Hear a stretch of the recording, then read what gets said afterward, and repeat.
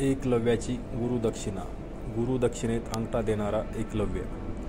एकलव्याने गुरु द्रोणाचार्यांना जाऊन विचारले, गुरुदेव, मला धनुर्विद्या शिकवण्याची कृपा कराल का?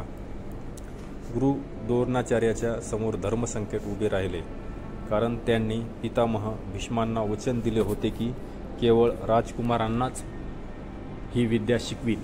एकलव्य राजकुमार नव्हता, त्यामुळे त्याला ही विद्या कशी शिकवणार? द्रोणाचार्य एकलव्याला म्हणाले, मी तुला ही विद्या देऊ शकत नाही. एकदा द्रोणाचार्य पांडव तसेच कौरव धनुर्विद्येचा सराव करण्यासाठी अरण्यात गेले. त्यांच्या समवेत एक कुत्राही होता, जो फिरत फिरत जरा पुढे निघून गेला. तो कुत्रा एकलव्याजवळ पोहोचला.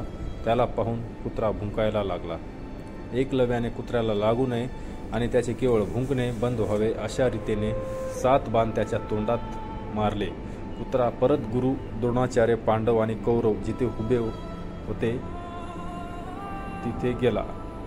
गुरु द्रोणाचार्य तर वचन देऊन बसले होते की अर्जुनासारखा धनुर्धर दुसरा कोणी होणार नाही, पण हा दुसरा कोणीतरी अधिक शिकलेला धनुर्धर होता.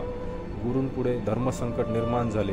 एकलव्याची अतूट श्रद्धा पाहून गुरुदेवाने विचारले, माझ्या मूर्तीसमोर बसून तू धनुर्विद्या शिकलास, असे म्हणालास, पण गुरुदक्षिणा दिली नाहीस. एकलव्य, आपण जी मागाल ती गुरुदक्षिणा देईन.